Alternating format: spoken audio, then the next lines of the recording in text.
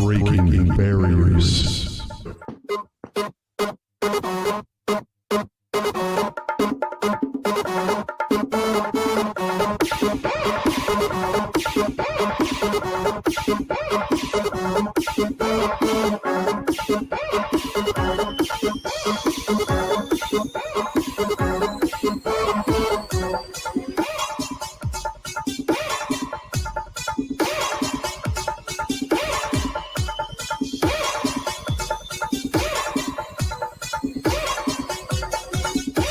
Breaking barriers.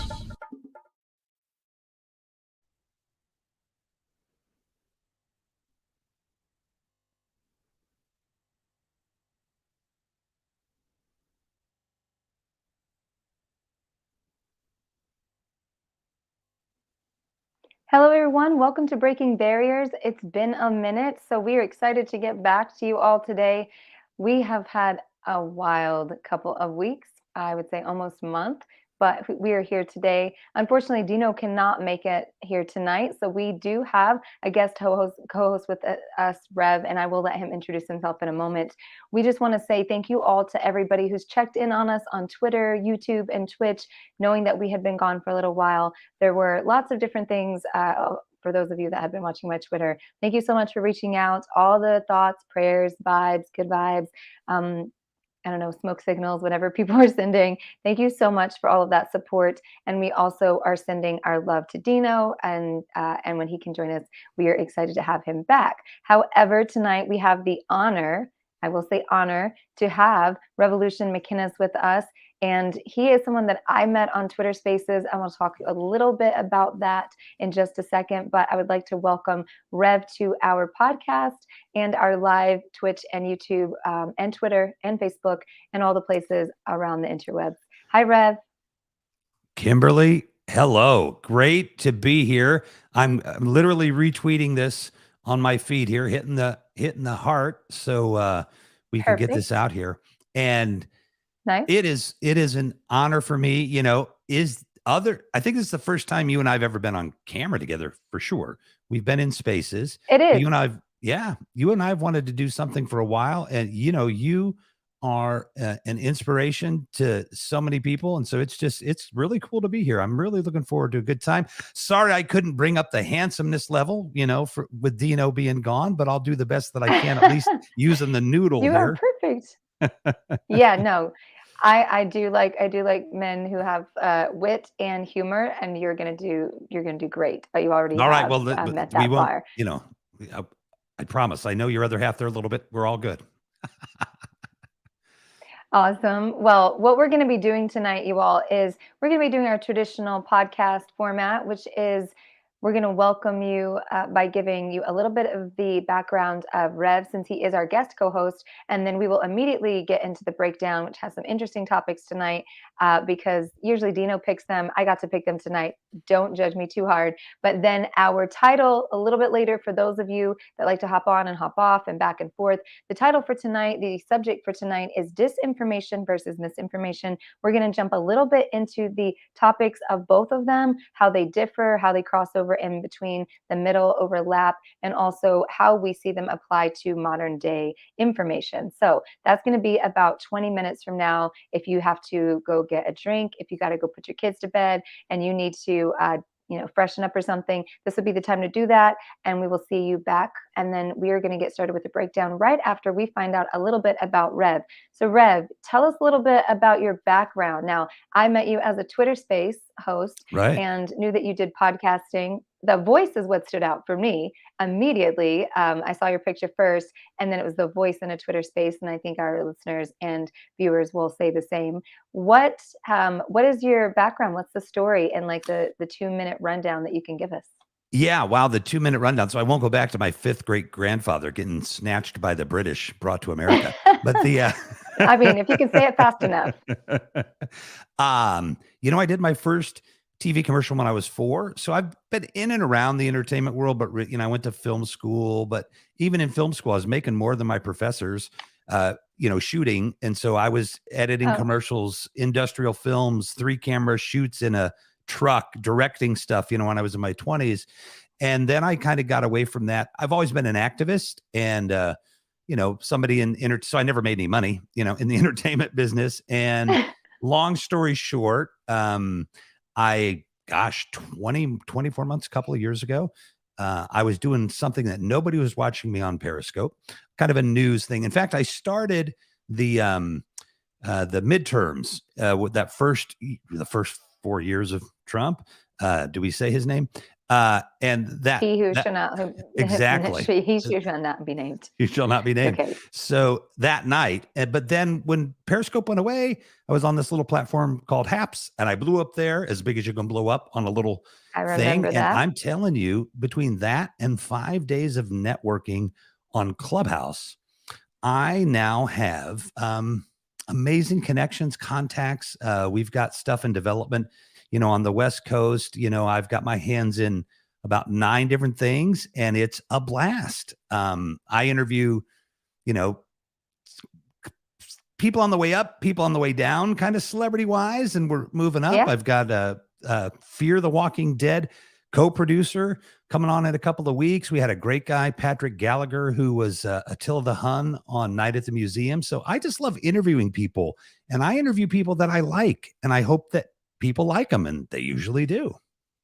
And you do a great job of it. I definitely have learned a lot, and just listening to you both in like hosting and co-hosting on Twitter Spaces, and caught a couple different places that you've been interviewed. As we get into disinformation and misinformation later, what really caught my eye was a piece that you had in the Chicago Tribune, I believe.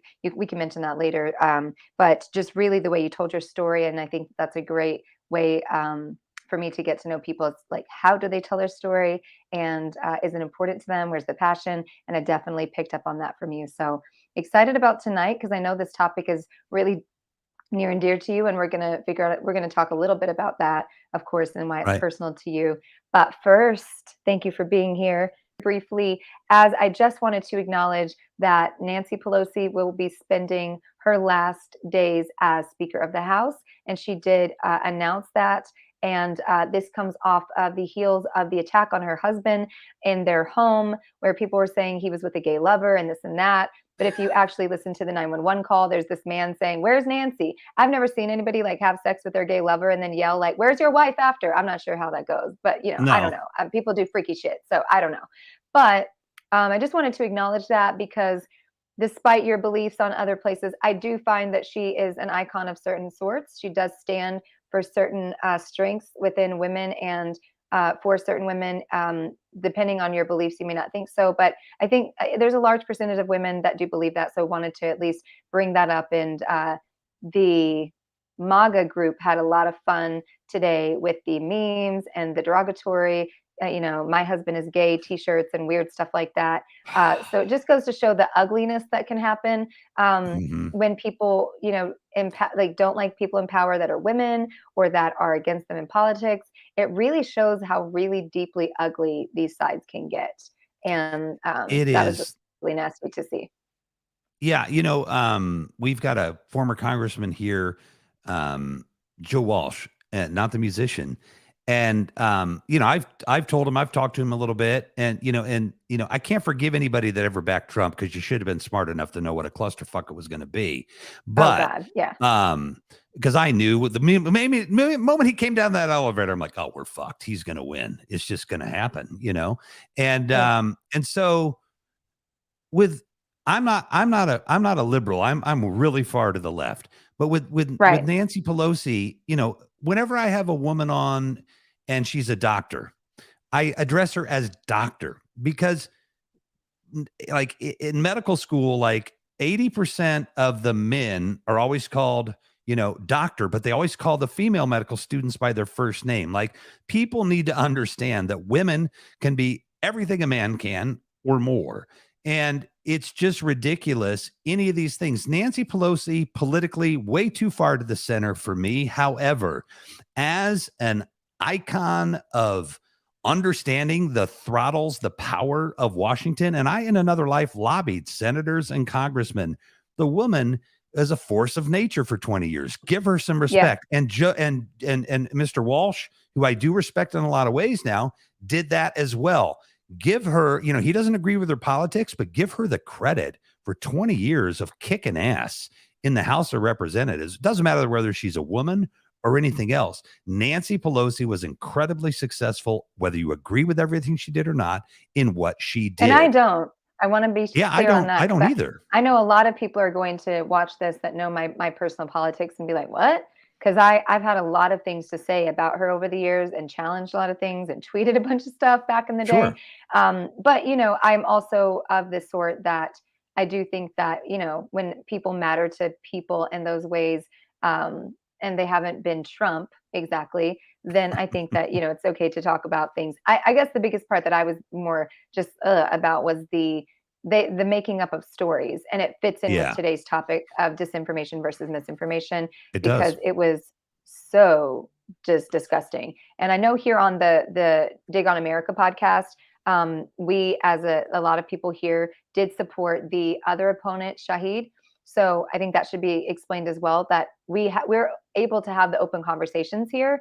Right. Some of us believe one way, some of us believe the other, some of us in the middle. So we are a wide variety of hosts and people with our own politics here. So we don't ever want people to believe that we just believe one way, all of us. We believe mostly left-leaning, of course, definitely. But if you've watched quite often, you'll see some pretty interesting takes from Dino, actually, because he comes a little bit more toward the moderate side of certain topics and then very far left on other topics. I have a range as well. And then there's some other, like Left Angle and some of the other shows we have here really showcase some of our hosts' really passionate beliefs. So we really, agree that everyone may not see this the same. And that's okay. And that's what Breaking Barriers is all about. That's what America's supposed to be about. Right. I mean, where we can all have differing opinions and we don't have to make up stories about 80-year-old men getting their heads split open with a hammer when the guy clearly is walking around looking to do damage to Nancy Pelosi. Right. This is where, when you put a narcissistic megalomaniac psychopath in the presidency, this is the kind of thing that's going to happen. You know what I mean? It was a massive mistake for humanity to put that man in power. And here we go again. No, absolutely. And to wrap, some of the comments we have, Shy Guy in Paco says, Nancy is a fiscal conservative. And then Shy Guy, Zelda Progressive says, I really respect Nancy Pelosi. I just think she needs to actually support healthcare. Fair point. Yes, and JD4 at USA says, same thing they said when they broke into the Capitol. Where is Nancy? So, just lots of great points there, and just shows the diversity of our listeners. And our real progressive there. It's Zelda. Look, Joe Biden is center right. Okay. But I swallowed and voted for him. You know what I mean? Because what choice did I have? I had to do it. Yeah, God help me on Hillary, but that's something for another time. I'm from Arkansas, so I was there. I'm old enough to be there during the government. I have been in Hope. I have been in Hope. I dare y'all to at me, and I dare y'all. I will fight y'all over that shit because I worked there when they were there. They're nasty, Miller Mountain, nasty people. But we'll leave that there. All right. So moving on to tonight's topics. Thank you for the breakdown with me, Rev.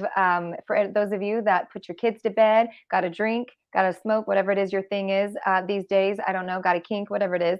Thank you for coming back to join us. We are going to be going into the bulk of today's conversation. It's not a long conversation because there's not a lot that we're going to dive deep into, but we definitely want to talk about this because as the conversations on Twitter have been around misinformation or disinformation. And as the conversations in the political forum around the elections and the atmosphere around these conversations have started to fire up a bit more, we want to describe the difference between disinformation, misinformation, and I want to also kind of go down the rabbit hole a tad bit on a few more of the ways that you can be manipulated on the internet as well. There's some other tactics. So we're going to be getting into the psychology today. So to begin, I'm going to give sort of like my rough research of disinformation versus misinformation in definition, and then we're going to get Rev's thought on this. So this comes from the unhcr.org. Misinformation is false or inaccurate information. Examples include rumors, insults, and pranks. Disinformation is deliberate and includes malicious content such as hoaxes, spear phishing, propaganda. It spreads fear and suspicion among the population. Types of misinformation and disinformation, and then we'll go to Rev. 1, fabricated content, completely false content, okay? 2, manipulated content, genuine information or imagery that has been distorted. Example, a sensational headline or populist clickbait. 3, imposter content, impersonation of genuine sources. Example, using the branding of an established agency. 4, misleading content, misleading information, comments presented as facts. False context is 5. Factually accurate content combined with false contextual information. Example, when the headline of an article does not reflect the content. We've all seen that. That's the average headline, practically. That's pretty much it for journalism these days. 6, Right. satire and parody. Satire and parody. Humorous but false stories passed off as true. There is no intention to harm, but readers may be fooled. 7, false connection. So think theonion.com. 7, false connections when headlines, visuals, or captions do not support the content. 8, we only have a few more. Sponsored content, advertising or PR disguised as editorial content. 9, propaganda, content used to manage attitudes, values, and knowledge. And 10, error, a mistake made by an established news agency in their reporting. And then we'll get into a couple of other ways that this is, such as like sock puppet, sea lining, astroturfing, catfishing, things like that, that you can also be manipulated on the internet by. But as we start this, Rev, can you give us your breakdown of misinformation versus disinformation? Because I know this is your sort of your field online. Look, now, like I was catfishing you, like I'm really king of disinformation, like you're really king of disinformation. I've been faking for a long time. Yes, I'm actual Russian. So I was like, that was definitely, I caught the Russian accent mixed with a little bit of Chicago in there. I was like, is this over by there. Okay. We had gangster. Well, I slide all around in my Russian accent a little bit. I got to drink some more vodka. So disinformation and misinformation, I think you broke it down really well. But, I could just say something tonight, I read a headline or whatever, I misinterpret it. And that's misinformation, right? I've told the whole world. And I mean, I'm literally like basically nobody in the scheme of things, but I still feel like I have a responsibility to always, be precise and correct because people hear me. And when they hear me, I have some authority, and that authority is going to go into their head. And if I tell them something false or misinformed, they're going to run around and tell grandma that, and it's going to spread. Disinformation is if I were to deliberately go on my show and make crap up to an ends to a mean, right?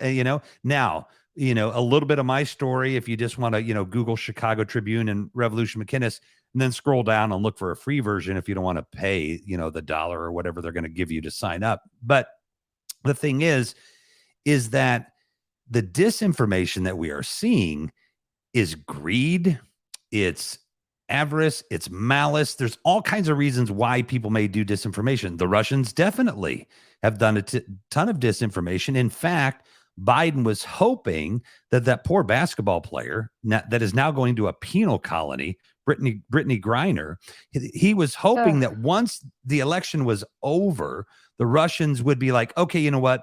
we'll negotiate with you. We didn't screw up the elections as bad as we had hoped, so let's talk. So, Right. disinformation, it's malice, it's intent. Misinformation can just be anybody saying it incorrectly. It's not that it's better, but they are very different, and people really do need to know the difference between the two. And I do appreciate that. I also saw in the comments a great point from Shy Guy. And he said sometimes misinformation becomes disinformation, or I'm not sure if he meant disinformation becomes misinformation, but either way, they can be transposed. I think either way, both ways. And I think it's really important that we note that a lot of it becomes intent and impact based. Is it in a person's intent? Not always, but what's the impact? And I always talk to people about intent versus impact, because someone says, well, I had a lot of like the best of intentions when I put that out. It's like, right, you had the best of intentions, but did you think about the impact if you got it wrong? Did you think about the impact if people took it wrong? Instead of, I thought it was a good thing to do and I thought people would like it. That's one thing. So good intentions is one thing, but impact is another. And we see this a lot with social, like performative activism, where people are getting things wrong or they're jumping on something. You see keyboard warriors do this a lot. You see the social justice warriors do this a lot. And I'm here to call that out as well. It's not just the people that you don't like. So I'm going to say this is on both sides, north, south, east, west, left, right, up, down. People do this. They jump on a headline and then they have to delete their tweet. I can't tell you how many times someone thought something was real in my feed, people that I actually believe and I look up to, and they fell for a headline, they fell for a story, and then I had to I went to the tweet and they were like, I got to issue an apology now because that tweet wasn't true, and it says tweet was deleted. And so it can happen on all sides. What do you think are some ways that people could safeguard themselves from this? Because I'm going to move into the cult-like mentality of this in a moment. From but doing it or believing it. Let's go with believing it first. So, we talked about this a little bit when we were talking about doing this tonight, and this, in fact, one of the reasons, not the only reason, but one of the reasons that you saw big publications, big internet thing, New York Times and these different things, one of the reasons that a lot of these places got rid of comments was not just because of trolls, but it was because of misinformation and disinformation. Because psychologically, if I were the first person to post, the first comment on a New York Times article, and the New York Times article said, science says the sky is blue. However, I type, the sky is purple, and that is the truth. And the first thing you read is the comment, not the story. Your subconscious mind is never, ever, ever, ever going to believe the sky is blue, because that first data in is generally the way our brains work. And it's going to, I know I'm being a little fun that way, but it really is true. And that was one of the considerations they took to take those comments out, because it became dangerous, because people were saying things that would then instigate things and start things that weren't real. So the first thing you need to do is understand that your subconscious isn't always on your side. And that's going to be tricky. Like right now, my subconscious is telling me what to say, which is a little weird, but you got to be careful what you put in. So try to go to sources that are credible from the start. And if you don't know what a credible source is, research the source. I'm not saying they always get it right. And if you feel like Fox News is credible, I'm not going to tell you that it's not. That's for you to determine. If you feel like the New York Times is credible, that's for you to determine. I'm not going to tell you what to determine, but try to make sure that your sources are credible, because what goes in that brain is what you're going to believe, because we are so wired by evolution to be so vulnerable to this. So what I like to say to people is, you have to consciously get past your evolutionary traits that got us here. My amygdala, whiny little bitch, scared of everything. Yeah. However, I know that. So if I go into a situation where my amygdala is going to fuck it up, I tell myself, don't listen to your amygdala. Go into the room, smile, big white guy that's going to make everybody uncomfortable, smile and break the tension. Because if I let my amygdala control me, and I know my amygdala is controlling me right now, but I mean, that's going to be a problem. You have to consciously do these things and have some understanding with it. I hope that wasn't too confusing, but it really is, to me, that is the way that it needs to be. No, I think that it's a great point. And one of the things that I love about this is the psychology. I mean, it's not that I love it, I guess, more so that it's something that I personally, I guess I find fascinating, is the psychology of all of these traits and strategies that happen. So the traits of people that get kind of drawn in by disinformation, and then also the strategy of the people who employ them. So the problem that I have is I think that we have to be more accountable, because what I'm seeing, and this is something that I'm going to say is Kim's opinion, it does not, exactly reflect Breaking Barriers or necessarily Dig on America, but I, as Kimberly, I believe that we have to take some fucking accountability and say, you know what? I'm the one that's believing this stuff. I'm taking the chance. I'm reading this every day. I'm surrounding myself with people that allow me to feel like I'm warm and cozy, and they say, I love you too. We're in a community together. We know more than they do. We're in a secret society. We're the smart people. We're elite, because you've allowed some insecurity, some shit that's going on inside you, to feel like you haven't had a voice, you haven't belonged. Something is going on there. That's very okay. Not everybody. Let me just put a caveat. Not everybody. What I have seen since being Mormon, and also many other things in my life, and we've talked about You've done a lot of things, actually. Yeah, thanks. God help us at this point. 42. I love you, but you've got to be confused. It's a lot. And yeah, I think that what I fell into, and we've talked about this on the show with Lindsay, who co-hosts with Dutch on Wednesdays, the left angle with Dutch. She also was previously Mormon, and we've talked about the mentality of people, direct sales, MLMs. People love to get into things so they belong, and so they become indoctrinated, not necessarily always believing the information. This is what I really want to stress to anyone that might be listening, is that you may not always realize your brain is not actually believing it. You are in cognitive dissonance because the environment in which you created around you says, I need to stay with my people. I want to be liked by these people. These are my family. These are my friends. These are my chosen family. These are my online followers. That's one of the reasons that I will not go back to the other Twitter that I had previously, because that has a whole different Kim on it. So when people go, why would you not go back to something that has 56,000 followers and it's verified, because I don't have time to clean all those fucking tweets up. And also the followers on that do not reflect who I am. So energetically, I know that would be affecting my thoughts and my beliefs and what I was like, who I was back then, and bringing that energy back in. Yeah. So the accountability part is what I really, truly want to touch on, because when you read an article, it's not rocket science.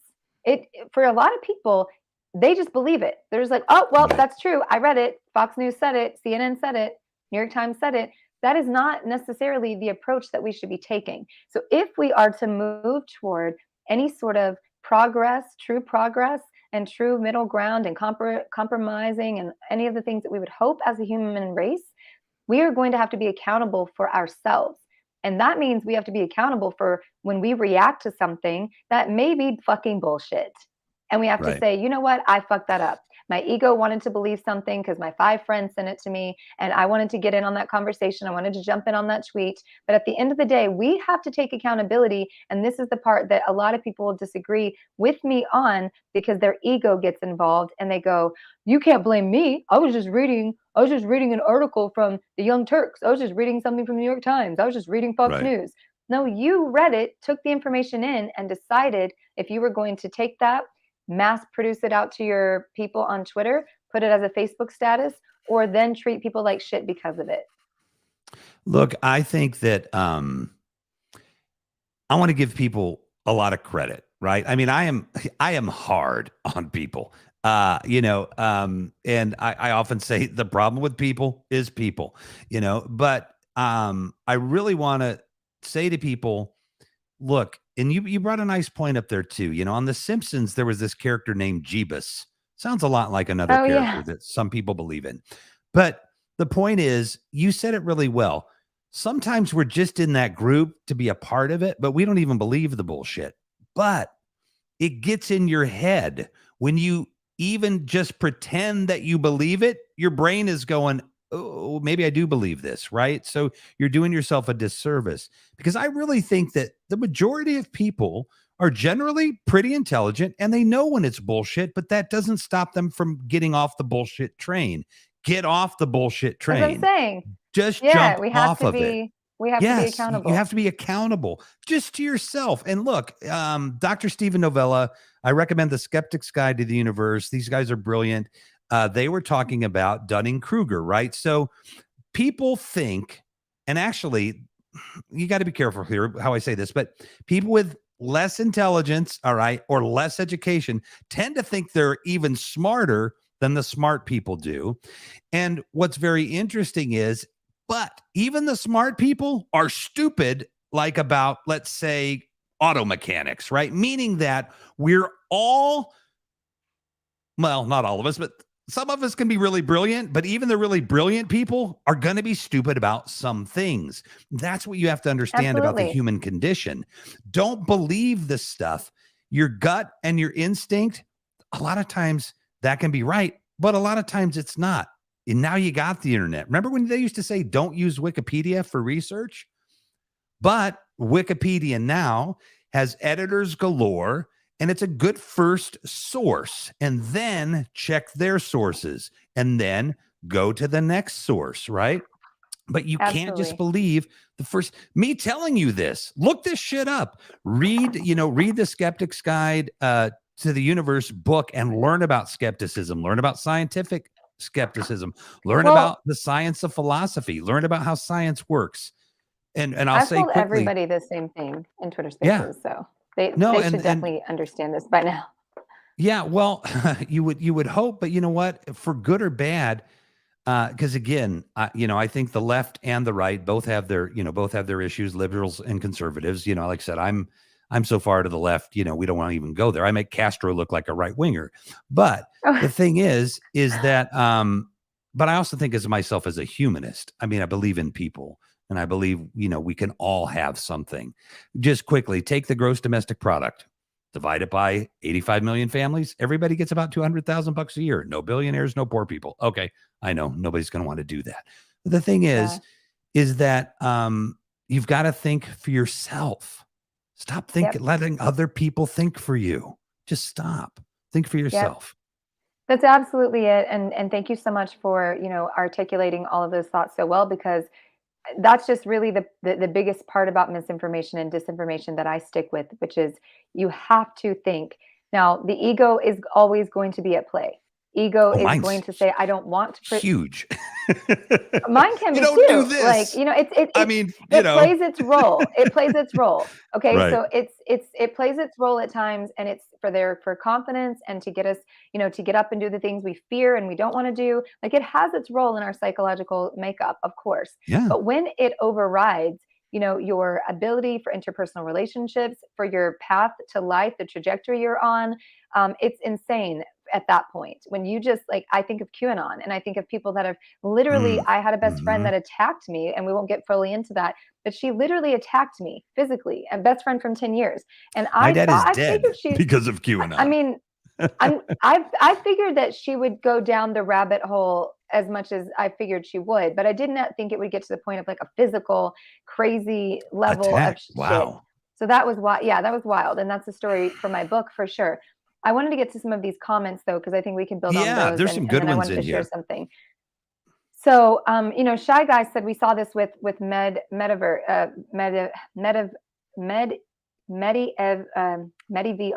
I'll just say that. So for anybody who's not sure what that is and seeing the comments, it's a free online archive and distribution server for complete but unpublished manuscripts, preprints in the medical, clinical, and related health service sciences. Why does this matter? Preprints are preliminary reports of work that have not been certified by peer review. That's important, right? Because peer review is so important to health and clinical studies, because it keeps people honest. It keeps people saying, hey, we don't think that's true. Like, you may have gotten that study, but have you thought of it this way? That if you're not in the medical field, maybe that's not something you're aware of. But the clinical studies for like FDA drugs and all of these things that people are put through, there are peer reviews behind these things that get passed through most of the time. JAMA, all these places. Yep. Yeah. So there's that. That's what Shy Guy said. And then You got some William smart J. people in your Memmert. feed, by the way. Yeah. It's the same person. So basically, I advocate for, I'm just kidding. So I advocate for Wikipedia. As an admin, I can tell you that there is fact checking and sourcing like you would not believe, and challenging sources. So as Rev said, that's just a validation of what Rev said there, because as he said in the beginning, it was very different. Now they have all of these admins that are checking and fact checking and making sure that this information is not just being put in and you can't just say whatever. So it's great to see that we do have places that people are trying to make sure that we can go to places Right. and look up things. Google used to be a place where you assumed that whatever you went to go look for, you would get the right information, like years and years and years. Like, oh, I'm going to Right. get if you're as old as God, what me, was it you were called like, before it was called Google? That's how old I I don't am. even fucking know. I remember, like, all I know is like I come from the era of MapQuest. Like, I'm so damn old. Yeah. I used to Oh, like Jesus. print out my MapQuest directions. Can I just have So, fun like, for 1 second? I first surfed the yeah. web. There was no GUI interface. It was like a BBS board. But my boss at the sound company that I was working at was like, dude, you got to come here. You got to come here. I'm surfing the internet. This is like 1992. Oh, You know surfing. what I mean? It was like a Yeah, blue yeah. screen AOL. with Did he some have letters. minutes? Did he have minutes? Was he Yeah. excited that he had more minutes left? Yeah, that was me. Yeah, yeah. I was poor. So I went to my rich friend's house to get on the Oh, internet. yeah. And I That was like dial up. so fascinated with it. Like, I was like, as a person who lived in deep South, and I lived in Mississippi and then Arkansas, the internet provided, I used to read Encyclopedia Britannica. Like, my mom got like some old copies, and I was that nerd. Like, I read Talk that about shit. outdated. National Geographic was my jam. I still Right, have the magazines that my mom allowed me to collect. So, well, in our house, we Kim live K, in, that National Geographic, that's a little too racy for us. We don't let that one in. That you magazine cannot do there. that accent. That's going to push me way too back into the past. But basically, if we look at the world today and we look at, what Google did, and the way that social media brought everyone together and allowed people to see a bigger universe, you would assume that would have skyrocketed us to progression. You would have think that, like, oh shit, I can see what's going on around the world, and I can see these, horrible atrocities. But the human culture and human nature is still there. So it's JD Forrest said, all them boobies. That's the first thing I think of. When I think I think of that, it's like the first thing. Like, I remember looking at National Geographic and being like, so, like, huh. Yeah, it was between that and the pennies catalog. I was like, wow. Like, not for me, like in the way that men looked. I was like, sure. So this is from having babies? Like, Right. that's what my mom said. She was I like, don't want oh, the that to boobs happen. look like that from having babies. And I was like, wait, that looks painful. I've had kids of my own. It's all good. Everybody's moved on. It's fine. But yeah, that was a wild time for me. I was definitely educated on some things that I was like, this is National Geographic. They can just put these photos in here. But yeah, it was obviously for, culture. The other thing, Kermit P says, I'll pass on trusting Wikipedia still, mate. Can't get over the stigmas. So, That's a good it's point. great to see the different perspectives that we do get. And I do appreciate when people do share with us. So if you do have a different opinion, please put it in our comments, because as an internet, a network, we do want to hear from you. We don't want people just to agree with us, of course. That's what Breaking Barriers is about. It's about breaking down the conversations from each side, every different angle, and getting everyone's opinion. So thank you, Kermit, for being truthful and transparent, because that's my jam. I fucking live on transparency. Can I say something to Kermit too, real quick? Because the fact that you say, I'll pass on trusting Wikipedia still, mate, can't get over the stigmas. I'm not going to tell you to trust Wikipedia. What I'm going to say is, go after the stigmas a little bit. Take each stigma and see if you can validate it, if you can confirm or deny it. Because I will say that I kind of do believe, William, that I think it's pretty well, moderated and edited and everything. So if you've got a stigma because you said it was a stigma, challenge yourself. I'm not telling you whether you're right or wrong, but challenge yourself a little bit. See if the stigma really is still there. See if it's changed enough that you might be able to, trust it a little bit more. But Good point. And I'm not going to say anything because I honestly I have no understanding of how that's regulated. Definitely a field that I'm not as educated in. So I'm going to let Let's put it William this way. and I'm a smart guy Rev. and I could never figure out that Wikipedia editing stuff I gave up a long time ago. Way too Yeah, highbrow and there's a complicated for my little mind.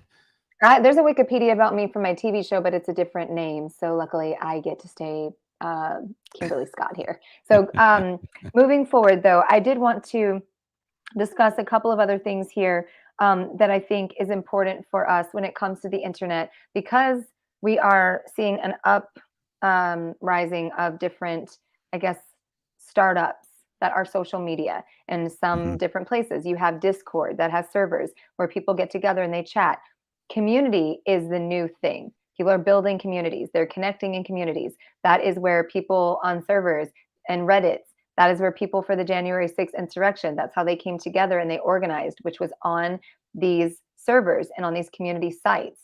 So, and Kermit, we'll get back to your comment for sure after this. So as these keep popping up and as the likelihood of false information, disinformation coming out in much more droves, especially around the election, we just want people to be aware of what they look like, what manipulation, gaslighting, propaganda looks like, and then also just some of the behaviors that people do sort of put on the internet as well. So AI is very important. AI is being used in a lot of different ways lately. They can actually mimic voice. There's something called speech synthesis. It's another branch of synthetic media that can artificially produce human speech. A computer used for this purpose is called a speech computer. Synthesized speech let's see, puts pieces of recorded speech, or it incorporates a model of the vocal tract and other human voice characteristics to create a completely synthetic voice. So very important for just a moment, deep fakes, synthesized voices. I am someone who was a victim of a deep fake. Now they did me a service because they put my face on a fucking badass body. And I was like, cool, that's the best thing I ever saw. Thank you so Deep much. fake me. Yeah. With a hottie. Yeah. And real quick, just before we go, good night, JD for USA. We'll definitely have Rev back on. He says he's a great guest, bring him back. And we hope you have a great time at work as much as whatever work is for you. And you have a great night as well, or day, wherever you are on this globe. Thank you for coming and spending your time with us before work as well. So that's important to note, that as we've seen in the misinformation world, which I think if you're trying to decide like which is misinformation or disinformation, so misinformation, reminder, false or inaccurate information, rumors, insults, pranks. Disinformation is deliberate. So I think that the easiest way for you to distinguish the two, of malicious, that sort of thing, disinformation, deliberate. It means that someone's doing it on purpose for malicious reasons. They have a reason to fool you. Yeah, so those two Ds, double Ds. And I know a lot of our listeners are men, so y'all. Well, you were deep faked, so you know. Yeah, double Ds. No, definitely. And I also had I had black hair, so that was like, oh, I look good. That's great. Megan Fox my shit, so that's great. So that's happened, and I know that can happen. So when you are watching videos, it's very important that you don't always believe that what you're watching even is true on video, or what you're hearing on video on voice is true. Because I've seen people in my Twitter space utilize a different voice than is actually what theirs is to talk, so that no one can, because they want to protect their own voice and they don't want it recorded from, the government and things like that. And they've told me that. So it's really important that in this area of manipulation, we understand that technology is advancing, but it's also advancing in ways that progress propaganda and manipulation. Some other ways that you can be manipulated on the internet. So, and I was asked a couple parts this week. What were you talking about? You can't do that voice. I don't know if I told you on the Twitter space, but that one will trigger me. No, I won't do it. But you heard it though. I mean, just for the point, we heard it, right? Like your voice completely changed there. Yeah, it does. And you know what the funny thing about that voice thing is? My personality changes when I use that voice.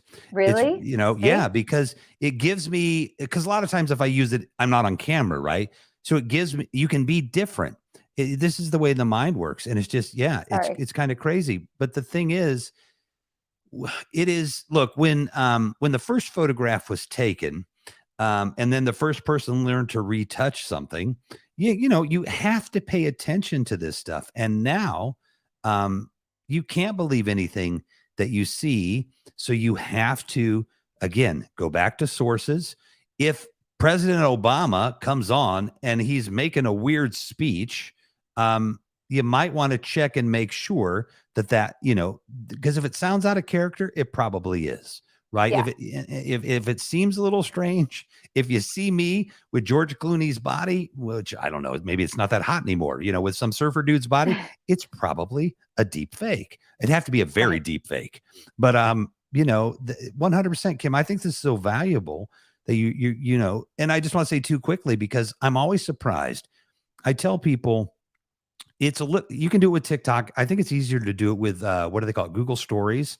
But I'm amazed at how many people don't realize that if I go on Google Stories and I linger on Neil deGrasse Tyson or a scientist or something about physics, it's going to give me stuff about physics. If I linger on people in bikinis, it's going to give me people in bikinis. But you can kind of make the algorithm show you what you want it to show you. If it gives you science, stay on the science. It will give you more. You do not have to let it control you. If you want to talk to the devil and the Grim Reaper, you can go there. But if you don't, you never have to get there. Because I will tell you this again, real quickly, when we talk about community and these algorithms, when you come into a Twitter space, odds are you're going to come into that room and find people that are incredibly like you. I have friends around the world that, like, in not in real life, but in digital life, I'd be like, hey, let's get married. That's how close we are, because it can filter you to people that you really like and you care about, and you can get into relationships really quickly because you're getting filtered into people that you enjoy. And that's a great thing. That's what'll break my heart about Twitter if it does go away, because I've made so many great friends. I mean, I do this too, and I don't want to take up too much time, but on my iPhone, when I don't know if this is the right one, but when I first started, this one has been changed because this is a newer one. But I first started on here, it just said Cupertino and like New York. On my other iPhone, I can scroll through like 3 pages of people around the world: Johannesburg, Lagos, Brussels, Moscow, Key Largo, all these places around the world where I have friends now that, like, if I flew to Singapore or Hong Kong and went to see some of my friends, they're like legit my friends. I've made incredibly close people around the freaking planet because of this stuff. It's I've literally mind-blowing. I've met people from the internet largely. Like at this point, I've literally met over 100 because of my days and other stuff. But at this point on Twitter Spaces, I've met 12 people just in the last year, and they came to visit me. Some people came and like stayed at my home multiple times. They've been to my home. I've been internet married. Nicholas is my internet husband, even though St. John is my partner. But just, I agree with that. For the sake of time, I won't go into stories, but, I agree with that sentiment. I am a big advocate for just the intelligence that we do have on this planet. And so do I think that Twitter ending is going to be the end of connecting and community? Absolutely not. Because when people have a need, they fix it. They find a place. And do I think that if that's a Facebook answer and we have to deal with that, I'll handle it. If it's someone else, I'm kind of going I'll over handle there it a little bit. and who knows? Facebook has already been talking about maybe offering a completely different platform that you don't have to do Facebook. You can do the Twitter kind of vibe. I don't know. We'll see what happens. Or someone else can do it. It's not like it's hard, because no offense, shit's just falling apart, and it's literally like I said, out of the top 10 of social media users, and people were still using it, loving it. We were Twitter Spaces beta hosts, those of us that were there at the beginning. Our spaces were breaking 3, 4, 5 times in 45 minutes to an hour, and we were restarting them. So when you get people that are committed to your platform and the loyalty is there and they love it and they understand the value, they'll stick with you. So I really don't think any negativity about the end of Twitter, or the end is, because I will say this, the Twitter, then I think people have to assume, like, I am always the messenger that gets the bullets. We just know this. Yeah, family and we members, appreciate friends, you for that. all that. I have definitely got that. I should put You that in my take it bio for the on damn Twitter. team all the time. I do. And that's just how it is. And I've done that in my life. I've come to just understand that sometimes you have to be that. But one of the things that I want to say right now, and I'll take this bullet, the Twitter that we knew is gone. It's done. Like, It is. grieve that process if you need to. Be hopeful, turn it into something better if you want to. Like, I really don't want to tell you how to be going forward, but the Twitter that we had and existed is gone. It's over. And why is that? Because it's already changed. We're already a week in and it's already done. There's no going back. And I find this with the, social media platforms in general. For years, I heard people saying, every fucking couple of months, I hate this about Facebook. I'm leaving. I'm not coming back. Do you know how many people actually do come back to Facebook? They don't. Over They don't even 70%. go. No, they come back. They don't even leave. Yeah. They'll be like, I'm leaving. This is my last day on Facebook. And then the next day you get a fucking like on your photo and you're like, I thought you were gone. Facts. And I'm going to call someone out, and this is probably going to piss him off. There was this dude that I met on Twitter Spaces. Like, he's a big reason why I was on Twitter Spaces. This dude literally was like, F Twitter, I'm getting off Twitter. I'm taking a social media break for a year, gonna make a documentary. And we literally saw him like create another account and like look at from there, changed his name, then went over to Facebook, and then got interviewed by someone, and I won't say the city because it'll give it out, got interviewed by an actual fucking news station. Because this is what I told you earlier. I don't like disingenuous people. I don't like fake shit. He was Mike Johnson, and he changed his name to Like Monson, Yeah. No, it was worse than that. Like, it was like, Brad Smith, and he changed it to like, Alira Comet. Like, it was weird ass shit. So here's the thing. He goes on this TV show, this morning show, and he gets this interview because that's what he does for clout. And he's like, I'm going to be doing a documentary, because it's like, I'm not going to tell you the city, but if you knew, I'll just it rhymes with Smashville, all those documentarians. He was like, I'm going to do a documentary. It's like everybody in Austin doing like a documentary on fucking homelessness. It's been done. Every photographer, I'm going to document the homeless. How about you fucking go take photos, and whatever you make out of it, give the money to the homeless, because they don't give a fuck about seeing photos of themselves. We're good. So what happened was, he gets this interview, and it goes all over. He's like, I'm doing a documentary because it's just messed with everybody's brains and social media. I'm going to live life, and we're going to see how long I can go. Bro went less than 3 months, like less than 3 months, came back to Twitter. And then people were asking him, weren't you supposed to be gone a year? Deleted. Like, the interview that he did about his documentary, deleted. So the thing is that people actually are not leaving any platforms usually that they bitch about. So I truly believe that even if it's Facebook or TikTok, whatever I see people complain about, I don't like the new layout. Twitter, I don't like this. People still stay because they have to. Just like we were talking about earlier, you said, we didn't have a choice with the Biden situation. Taylor didn't have a choice with the Ticketmaster situation. There are times in life when we don't have a choice. If we want to connect, we want to build community for the betterment of humanity, we go with the lesser of some evils. So I truly believe that there will be a place for people to connect, and some people will jump on this next place. I bet there's some people out there. I was just at Startup Disrupt for TechCrunch. There's a lot of young and old, all generations people starting new social platforms, and they are fucking killing it. So I don't know if we have seen the last of social platforms that look like Twitter. Honestly, I think that there's going to be a place for those. But because this was asked of me, I wanted to just get to these little things, and then we can speak on this and add some final thoughts here in the last maybe 20 minutes. So there's some other ways that people manipulating people on the internet. So I think it's important. I really wanted to do this topic with Rev because I've seen him talk about it so much online. So if everybody's wondering like where it came from, that's where it was.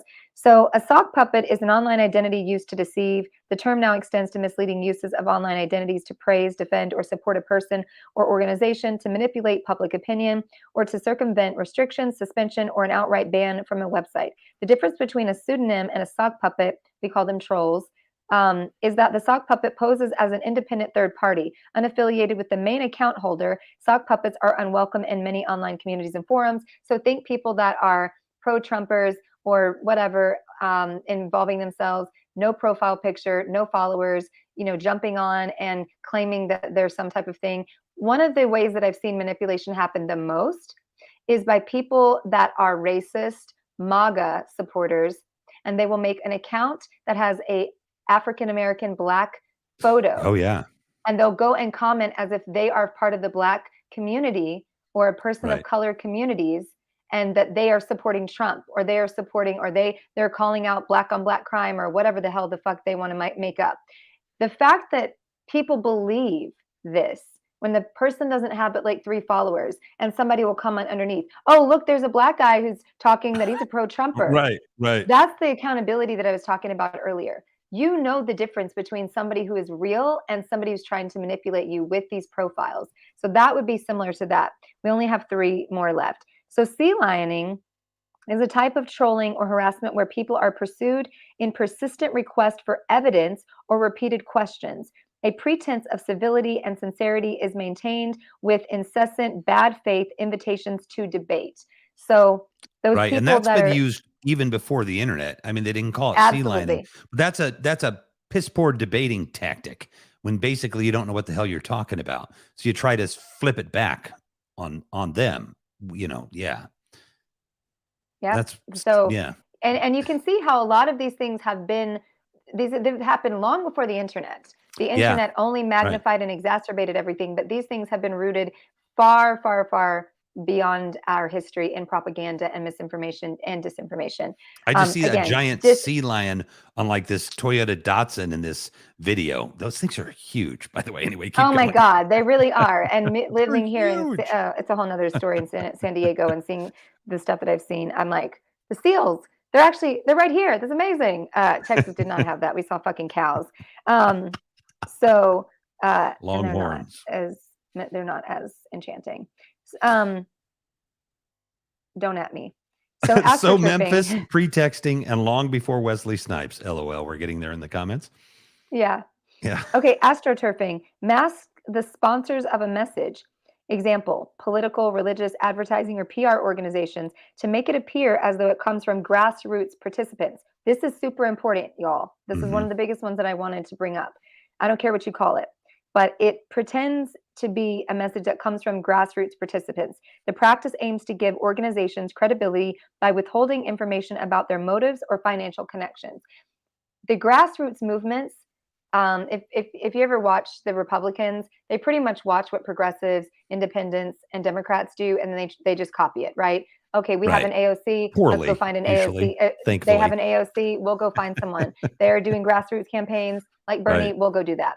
We've seen that a lot lately. They do the same fucking things. Oh, they're calling it voter fraud. We're going to now talk about voter fraud, and then it's missed elections and all that.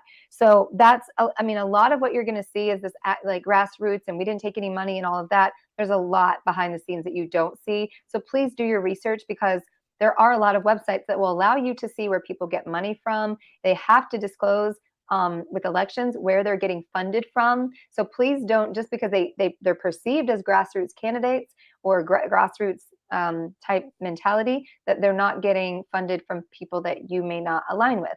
And lastly, because I'm going to let you touch on any of these if you'd like, catfishing, because I watched the show for my guilty pleasure. Totally different thing. Is a form of fraud where a person creates a sock puppet, so the fake identity trolling we talked about earlier, to target a particular victim on social media. It's common for romance scams and dating websites. It may be done for financial gain, to compromise a victim, or a form of trolling for wish fulfillment. So we see this a lot with, I'm not going to say the country because I think it would come off a little bit, it'd be targeting. But we see this with a couple of countries where they've got scams that set up to target people that are older, that are women, to give them money. There's also people that don't feel comfortable as they are, and they pose as someone else for romantic scams. All of that, that's one whole different section. On a political podcast, why would this be important?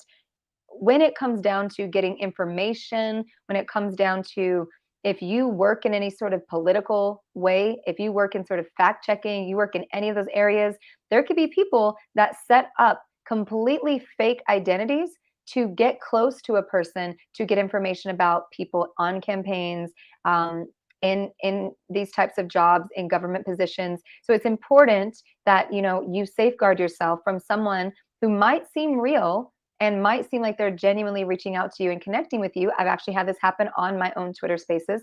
People that looked like real people, we all got behind them. And at the end of the day, they were scamming for money. And that really broke my Right. heart because I really got behind these people. So, really important that you understand those. So, between those, sock puppet, troll, sea lining, which we talked about, astroturfing, fake grassroots things, and catfishing. Any thoughts on those, Rev, as we kind of wrap the last couple of Yeah, 10 minutes here? again, to me, I think it's unfortunate in a lot of ways, but it's really valuable. One of the things that you can even equate it to people that when you want them to support you as a creator, you have to just say these things over and over and over and over and over again because you've got to get it, into people's heads. The catfishing, the sea lining, all these things. We hear it, but the first time you hear it, you don't realize it, and then you need context and there's subtext because you're 100% right. In fact, when I was kind of doing Twitter, because now I just do Twitter Spaces where I co-host or something occasionally, but I would always be challenging the people like, I want a talking bot. Give me a talking bot. I know they exist. I want to Yeah. talk to you because they really are, folks. There are bots that are sophisticated enough that they could come into a Twitter space and have a conversation with you. That is where we're going. And the AI, because you mentioned that earlier as well, talk about sock puppets, catfishing. You can right now go and generate an image of a human being that doesn't exist, that looks exactly like a human being. And so you don't even have to use fake people's images to catfish people. You can create the most attractive person in the world, probably. You know what I mean? And so you Well, said and it why is too. this important? It's important because as elections, as political things come up, it's Right. important that we recognize that when videos go out, they could be deep fakes, photos that are quote unquote incriminating. We can't always trust it because it's a photo, it's a video. So we are going to have to get very diligent in our accountability and our roles of doing our research. Yes. And you have to learn. A good thing to learn is so look, we all have an uncle somewhere, whether you're on the left or the right, that doesn't believe whatever you believe. And I you got want to like 7. yeah, exactly. And you want to convey, yeah, I have whole cities that I don't even pretend exist anymore Right. because, of the whole city is Yeah. burnt in that sense. But, you can't just say, oh, Kim K, you're wrong. You have to learn to gradually give people examples over time, be patient and find ways to kind of come in and show people. But you can't force this stuff down people's throats. First, you got to learn it yourself, how to Yeah. do it. And then you have to gently ease people into it because for the most part, it's taken a long time. It's like an epiphany. An epiphany isn't just a boom, it's a slow burn to a big pop. And so remember, they've slow burned into their misbelief, and then boom, all of a sudden QAnon and a lot of other things got them there. So you got to slow burn them back to reality if you care about it. And when that's what we need to do as a society, we've got to slow burn ourselves back into sanity because I'm 56 years old. Look, this country is it's not the greatest place in the world. It's not the greatest place in the history of the earth, but yeah, I mean, compared to a lot of other places, the hope of this place has always been there, even when it was horribly wrong, when women couldn't vote and there was slavery and all those things. I'm not justifying any of those things, but the hope to do better, that's what's gone. That's what Yeah. makes me sad because I have friends on both sides and, the friends on that other side, I have, I've distanced myself from them because it's hard to take. But if we're going to Yeah. do this, we got to get back together. We have, because we're all patriots, right? Walsh, that guy, he's a patriot. I wouldn't say we're all, but I will agree that most of us are. Well, Because no, I've I met mean some it in the really context. crazy people. Right. No, right. But I just mean it no, you're 100% right. But I mean it in the context of I believe that, other than the 10% that are crazy on each side, let's say, everybody else, for the most part, we want to Wants live in the a same country thing. with freedom. We Yeah. want to live in a country with equity. We want to live in a country with love. We can't let that fringe on either side take that away from us. This is our place, whatever side you're on. Get together, hug it out. I don't know what you got to do, but you got to be smart. Well, You got to learn what those things are and fight for it. Fight for it. I will say, and again, I love you, Rev. Your words they hit and they resonate with me. And I can just plus one the slow burn, because when people find out that I was Mormon for, 8 years, and they find out that I joined when I was 17, and I'm someone who, I'm used to taking this bullet on Twitter. People go, "Oh my God, you talk so much about herself." So we're going to do this again. I'm someone who got scholarships. I did test at a high IQ. I was leveled for Mensa. These were things, I that's think so my funny. autism helped in that. But I still fell into this cult-like mentality at 17 because I needed a place. Really, at the end of the day, I really needed a place to belong. I came from Right. and we have to give this grace to people that are maybe in these situations. I came from like a broken family situation. I love my mama. I love my daddy. My mama was in a Twitter space with me yesterday. She supports me 100%. They were wonderful people, but they were not given skills to live a life that maybe I needed as fully as I needed Right. as parents. And that led to generational decisions and issues and all of that. They're great people still, and I will fight for them, and I will fight for them, and I will fight anyone to the death for them.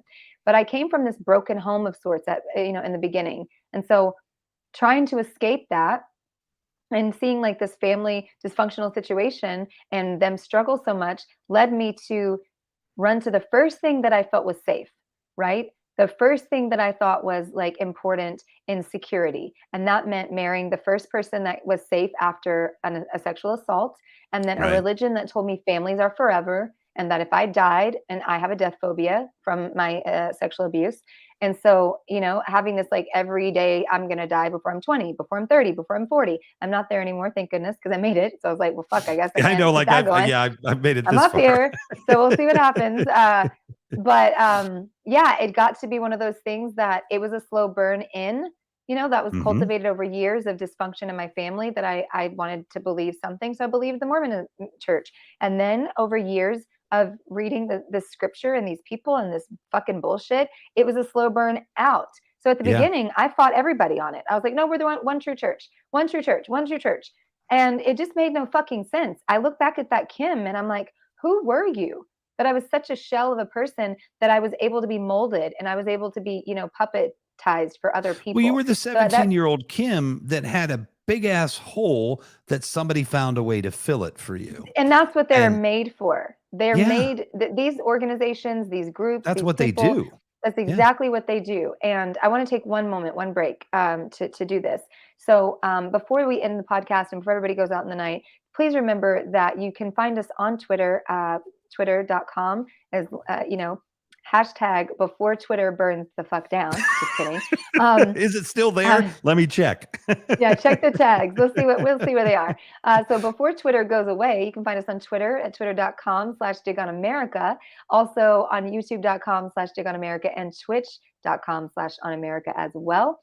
I believe we also have an Instagram for Dig on America that you can find us there. We'll be updating all of our social very soon with new shows and new content as we start to get some of these shows going in the beginning of the year. We have lots in store for you all. We have meetings that we have planned for content creation with all of the different hosts and guests that we have lined up. So definitely stick around for that. Subscribe, hit the button, hit the notification on Dig on America on Twitter so you get notified when we make posts and also when we go live there as well. So just wanted to get that taken care of. I'm Dear Kimberly K on Twitter. And Rev, what are you? I'm at Rev Mac Live, and Twitter's still up, folks. It's still there. I just it's retweeted still there. something. Okay, It's still so there. Thank hashtag goodness. before Twitter goes away, you can follow me at Dear Kimberly K and Rev as well. So to just wrap up our thoughts here tonight, one of the biggest things that I am a huge advocate for is allowing yourself some grace. So we all fuck Yes. up in life. We all can fall victim to thoughts and people and manipulations and gaslighting and narcissists and so many different things, and misinformation or disinformation. Remember, if you take anything into this evening with you out into life, disinformation is set up to disrupt. Disinformation is there as malicious content. So make sure that when you're using that word online, misinformation or disinformation, because there's a lot of people who say they fight misinformation. I think it's time for us to start making that train over to disinformation. So it's there to disrupt. Remember that. Disinformation, disrupt, and maliciously. So I'm a huge advocate in closing here tonight for myself on these thoughts, for just giving people grace, and especially yourself. So if you find yourself in this conversation, and maybe you were on the other side, maybe you went down the QAnon rabbit hole, maybe you have gone down a radicalized rabbit hole, maybe you've been in some sort of cult-like mentality, maybe you have listened to far too many family members at Thanksgiving. We don't support Thanksgiving around here because I'm Choctaw, but do your thing. But the thing is, at the end of the day, we have to give ourselves grace. And when we recognize that we may have jetted off the wrong direction, it's time for us to correct that. And that is what Rev said earlier. It's a slow burn. When a pilot adjusts his dial, just the smallest little place, it will literally take him to a completely different destination, right? So you don't have to adjust your dial massively to get to that place. Right. We're not telling you to upheave your life. We're not telling you to kick all your children out. We're not telling you to run around your town, fucking everybody up and burning everything to the ground. What we're saying is challenge yourself a little bit. Get comfortable with being uncomfortable, just enough so that you can challenge the ego, challenge the things that people are saying. And if you land on the same place, that's cool. We accept you. We love you. But at the end of the day, it's got to be a slowness. Adjust that dial slightly, and you might land at a destination that is better for you, because you might have been on a path that the pilot is taking you to a fucking shitty place, and because you adjusted it just slightly, you ended up in paradise, right? So at the end of the day, give yourself grace if you made some bad choices, or you didn't even know. Give yourself some grace if you went along with things that a husband or a wife told you, or a family member, because it was safer for you. Because I want to admit that too. Some wives or husbands, they don't believe what they believe, but because of domestic violence and codependency and different things, they do have to go along with things. So we see you too when you are listening to these podcasts. Yeah, I just want to say that, get because out of the DMs, it. You know what I mean? Like, when I get DMs, even. So that everybody knows, in closing my side of this, when I get DMs that say, "Oh, it's so easy for you to talk about this, Kim, because Sinjin is so supportive of you." I have lived 2 abusive marriages. I had to find a way to get out of one marriage without alimony or any child support, get out of another marriage to someone who was famous and on the internet and highly loved by a lot of people, and the narrative that was being painted was completely different, and that was abusive. So I understand that what I put out is my highlight reel, and it looks like, which, I mean, I don't really think I put out a highlight reel, because if y'all noticed lately, I'm like, my cat died, I had a miscarriage, God, Right. like, we don't even know what's next. A fucking hurricane's probably going to hit me, like, in the middle of the fucking, like, when I visit Arkansas, if it can even make it up that far. But that's why I have to check if Twitter's there and if you're there half the time. You really do. Yeah. At any given time, please check. So basically, also, if you can stay with us, if you are on Twitch and you know what it is to raid on Twitch, please stay with us, because we're going to do that as well, as Dutch, our producer and our fearless leader in the background, is running that for us. So basically, just to end this, give yourself grace, educate yourselves, stand for yourself, your family, your communities, but do so in a way that comes from educating yourself on misinformation, but primarily disinformation. And I would like to thank you, Rev, for being here. And I'm going to give you the final thoughts, and then I'll wrap up a few things before we go to this raid. But I think it's really important that we note that accountability, it really can be empowering. So if you make some wrong turns, nothing feels better than getting it right after you got it wrong. So that's okay. And I don't want anyone to feel judged or shamed, or like they, have to feel like they're put in a box because of their choices, if they have made some weird ones over the years. Because if you know my life history, you know that I've definitely gone down some roads that everybody was screaming like, "What the fuck are you doing?" And I was like, "Oh, hey, good time. I'm going to the beach." And they're like, "No, you're running into a mud hole." And I was like, "No, it's palm trees." Like, so I've been in the boat with y'all. We're there. Yeah. I'm swimming with you. And I'm getting back to that place where I love myself enough to have grace for myself. So do that for yourself as well. And Rev, any final thoughts for us on Dig on America? Well, I'm going to I could give an hour's worth of final thoughts, because I had so much fun. But and I just want to say to everybody at Dig on America and to you, this was a blast. I loved, all the comments. This was fun. This was so different for you and I from the places where we usually associate. Nothing wrong with those places, but this was very fun and very different. Great to see this side of you. And just again, that I've been there too. I was homeless. I've been in therapy for a decade. I am lucky that I've had my last therapist here. No, she needs to stick around. My therapist for 6 years, right? My bipolar, my ADHD, it's all well managed. If you find out about me, I've had a tragic year this past year. And without Totally. all of that, without putting in that work and with not having people support me, I wouldn't be sitting here right now doing this and doing the things I'm going to do. And you can do it too. Just like Kim said, just like Kimberly said, take it one little step at a time, just one little dial, and you really can get there because I'm not that special. I'm just a human being, and I was able, with the support of people and some love, and love from people like Kimberly here, and that, find your I people do love you. and find the people. I love you too. Find the people that will help you. Don't go down the dark path. Find there's not bad or good. Just find the people that compliment you, that, that can be there for you. And it might not be your regular people. You might need to find different people. Thank you so much, Rev, for that. So while we got you here, let's do a little promotion. So where can we find you and your show? You do have a fireside show. Oh, I do. And I'm very excited. So we are on Fireside. If you're interested in Fireside, and you've seen the show tonight, DM me. I can get you kind of connected on there really easy, but it's the Fireside Chat app. Right now, it's still only on Apple, and I could give you the reasons why a lot of companies are doing that first. But if you just Google Revolution MacInnes and Fireside, you'll find me. You can always watch in the browser. And this is fun. We have Fear the Walking Dead co-producer Ashley Robinson, who's going to be on the 14th of December. And then Nice. on the 21st, we're going to have a horror film festival, and she's going to co-host with me. So this is going to be really cool. Zombies and scary stuff just before Christmas. It's going to be a blast. Zombies? I'm really You gotta stoked. bring that. You Yeah. gotta bring some of that over here next time you Oh come yeah. back. Like we want some Anytime. zombie shit. I but Yeah. I am the sucker for fucking zombie stuff, and I don't even know why. But yeah, thank you for that. And also catch Rev also frequenting some Twitter Spaces as a co-host many different days of the week on Twitter Spaces on Twitter. Before Twitter, hashtag before Twitter. No, Yeah. just kidding. Find me at Redback Live if it's still there. And remember, I it's got still the there. poo and the Twitter blue. Blue and I the Twitter got to, blue. yes. He paid for that, and it's money well earned, and he Yes. should have had it before that. And Old Elon needed the money. we also, anxiously await the return of Dino as he is on break. So for any of those that you have tuned in, Dino will be back with us as soon as he's ready. Also, and Breaking Barriers, you can catch me and whoever my co-host, if that's Dino, if that's a guest co-host, every Thursday. We'll probably be off next week, of course.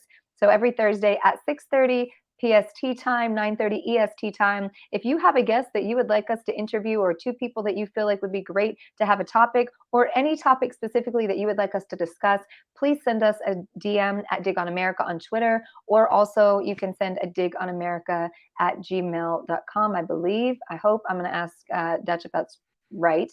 And then the other thing, you can also send me a DM if you feel more comfortable on Twitter at Dear Kimberly K is my handle. So if there's any topics, we are very open to our listeners, our readers, not our readers. Well, yeah, you read us on Twitter, or our viewers. So topics, guests, if you want to come on the show and talk about something, please let us know. But we do have many other hosts. This is not the only show. So Breaking Barriers, obviously, as I said, Dino and I run this. We will have Rev back, but we do have Wednesday shows, Thursday, Friday, and Sunday. So for right now, there's 4 days a week that you can catch us. So if you can't catch us on Wednesday, you can catch us on Thursday, Friday, or Sunday. If you can't catch us on Thursday, the other three should work for you, but we would love for you to catch us every day that we're on.